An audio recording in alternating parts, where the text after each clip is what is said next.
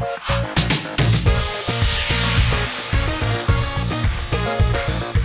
right, let's unpack this. We're diving into a really fascinating report today. It's all about what some are calling the outrage economy on YouTube.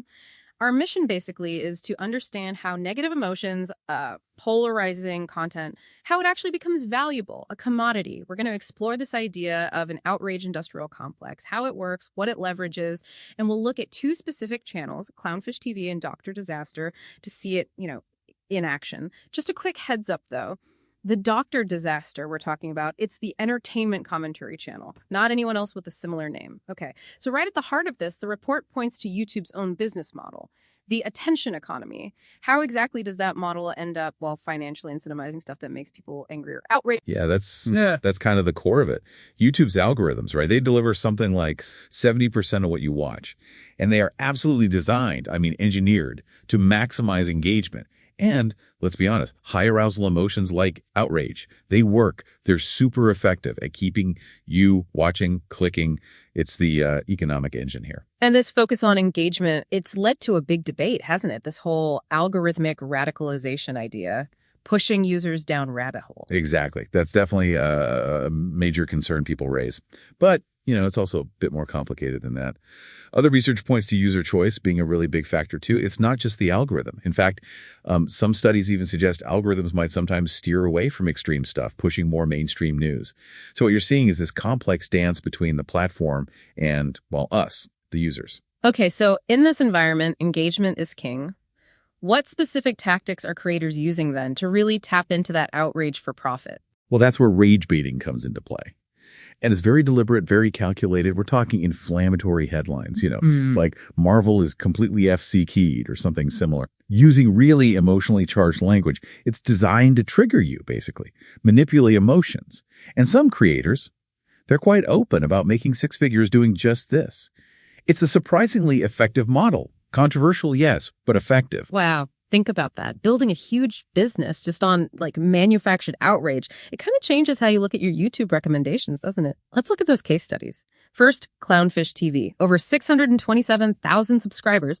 They bill themselves as apolitical consumer advocates, but the report suggests their content is often right in the middle of culture war stuff. Woke media, cancel culture. Yeah, that apolitical label is interesting. It's a clever positioning. By framing commentary that's often quite partisan as just neutral consumer advice, they can reach a wider audience. People who maybe just see themselves as fans, not necessarily political, And their monetization is diverse too. YouTube ads, Patreon, but also Subscribestar, which kind of aligns with that anti-cancel culture vibe. Okay, and then Dr. Disaster. Over 143,000 subs. Different approach here. A space pirate persona, overtly anti-woke. Totally different vibe. The persona lets them be much more aggressive, confrontational. It almost gamifies the criticism. Titles use words like debunked, and they use this technique. Preemptive framing of failure, like calling Disney Plus The Acolyte a disaster way before anyone had even seen it properly. They're selling the fight, the reaction itself, almost more than the critique of the actual content.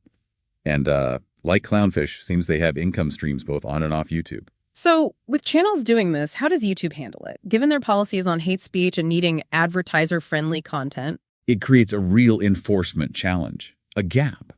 These channels are often careful. They operate in what the report calls a strategic gray area. So they'll criticize ideologies, maybe wokeness or something, rather than attacking protected groups directly. This lets them skirt the specific rules, even while putting out super polarizing stuff. And why does YouTube seem okay with this gray area? We've seen them act fast elsewhere, right? Like with Dr. Disrespect and off-platform stuff. Why the lighter touch here? Oh, well, that's the fundamental conflict of interest, isn't it? YouTube absolutely needs brand safety. They need advertisers to feel comfortable. But they also make a lot of money from the engagement this kind of controversial content drives. It's a balancing act for them. Always walking that line, trying not to upset advertisers or the creators, pulling in huge audiences. And it's not just about YouTube's ad money anymore, is it? Things like Patreon, Subscribestar, they change the power dynamic. Exactly. If creators can get significant income directly from fans off-platform, YouTube's main threat demonetization doesn't hit as hard.